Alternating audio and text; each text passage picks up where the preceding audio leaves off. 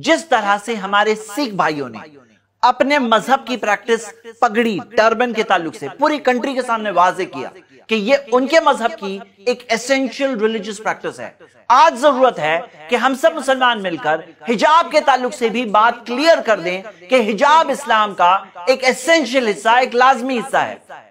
अस्सलामु अलैकुम व रहमतुल्लाहि व बरकातुहू। हिजाब का इशू कोर्ट में मौजूद है और कोर्ट यह फैसला करने की कोशिश कर रही है कि हिजाब इस्लाम में एसेंशियल रिलीजियस प्रैक्टिसेस ERP यानी कि लाजमी प्रैक्टिसेस, कंपल्सरी प्रैक्टिसेस में से है या नहीं है। इस चीज में कई प्रॉब्लम्स हैं और मैं आज की वीडियो में प्रॉब्लम आपके सामने रखना चाहता हूं, उसका सोल्यूशन क्या है बताना चाहता हूं और उसके प्रूफ्स देना चाहता हूं। सबसे पहले हम प्रॉब्लम से स्टार्ट करेंगे। दो बहुत बड़े प्रॉब्लम्स हैं हमारे कॉन्स्टिट्यूशन में। जो आर्टिकल 25, 26 और 30 मौजूद है, उसमें जो मजहबी आजादी जिक्र है, जो रिलीजियस फ्रीडम जिक्र है, उसमें कहीं भी यह रिस्ट्रिक्शन नहीं है कि सिर्फ एसेंशियल रिलीजियस प्रैक्टिसेस में आजादी, सिर्फ कंपल्सरी प्रैक्टिसेस में आजादी। ऐसा पाबंदी, ऐसा रिस्ट्रिक्शन कहीं नहीं। आप पूरा कॉन्स्टिट्यूशन पढ़ लीजिए, कहीं नहीं है।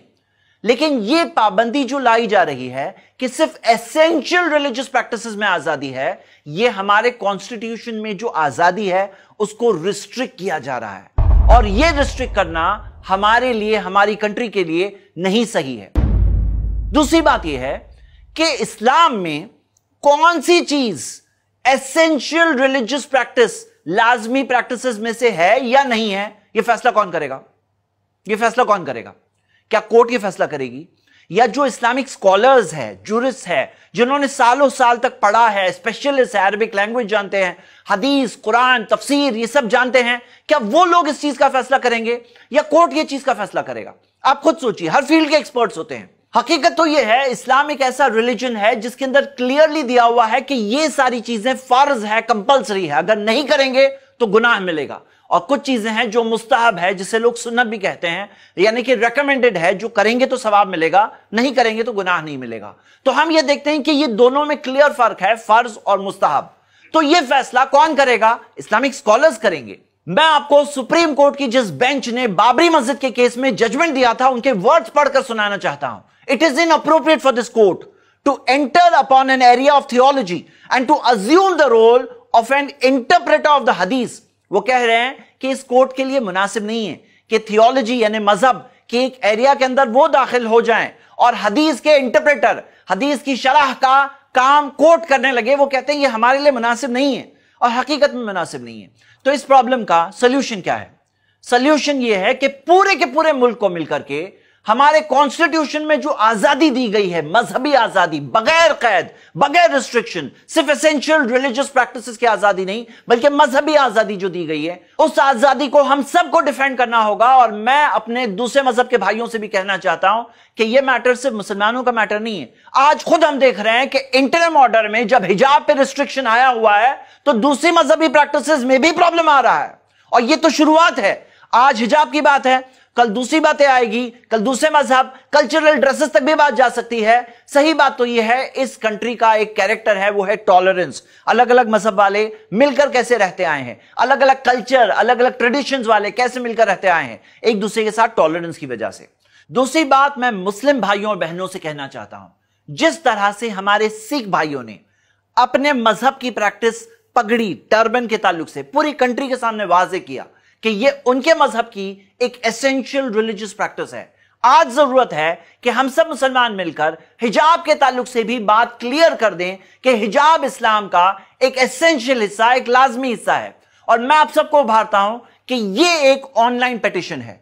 इस पिटीशन का आप भी हिस्सा बनो, 2 मिनट जिंदगी में से निकालो। यह पूरी कम्युनिटी के लिए है, यह हमारी मजहबी आजादी के लिए है। यह सिर्फ हिजाब का भी मसला नहीं है, यह पूरी मजहबी आजादी का मसला है। आप 2 मिनट निकालो और इस पिटीशन को आप भी ज्वाइन करो और 2 मिनट निकालो और अपने सारे ग्रुप्स में शेयर करो एक पर्सनल मैसेज के साथ। इंशाअल्लाह अगर हम सब मिलकर कोशिश करें तो मेरी ये फीलिंग है कि हम इंशाअल्लाह 10 लाख सिग्नेचर्स तो जरूर ला सकते हैं इंशाअल्लाह। एक और चीज जो हम सबको जरूर करना चाहिए कि मुसलमानों की सारी जमातें, जमीयतें, तंजीमें, जिम्मेदारों को एक खत निकालना चाहिए, लेटर भेजना चाहिए जो जिम्मेदारों के पास, गवर्नमेंट के पास, कोर्ट्स के पास, अथॉरिटीज के पास जाए और वो लेटर के अंदर वो खुद भी कहें कि हम बिलीव करते हैं कि हिजाब इस्लाम की एसेंशियल रिलीजियस प्रैक्टिसेस में से है और हमारे संविधान की दी हुई आजादी को रिस्ट्रिक्ट नहीं करना चाहिए। मैं आप सबके सामने प्रूफ रखना चाहता हूं कि हिजाब पर्दा इस्लाम के अंदर फर्ज है, कंपलसरी है। सबसे पहला प्रूफ कुरान की आयतों में जहां हिजाब का जिक्र है वहां पे निसाइल मोमिनीन, ईमान वाली औरतें, बिलीविंग विमेन कहा गया है। यानी सारी औरतें जो ईमान वाली है, उनकी ईमान की निशानी है, उनके ईमान का तकाजा है, उनके फेथ और ईमान और बिलीफ का तकाजा है कि वो हिजाब पहने। दूसरी दलील यह है कि प्रॉफेट मोहम्मद सल्लल्लाहु अलैहि वसल्लम के पास जब औरतें इस्लाम कबूल करती तो मोहम्मद सल्लल्लाहु अलैहि वसल्लम जो बैत लेते थे, जो वादा लेते थे, जो ओत लेते थे, वो ओत में हदीस में आता है 8 चीजें होती। उसमें से एक बात यह होती कि जाहिलियत के जमाने में जिस तरह से औरतें अपने आप को ओपनली डिस्प्ले किया करती थी उस तरह से तुम लोग नहीं करोगी, ये वादा लिया करते थे। आप बताओ कि ये इस्लाम कबूल करते वक्त जो वादा है क्या वो रिलीजन का एसेंशियल हिस्सा है या नहीं है।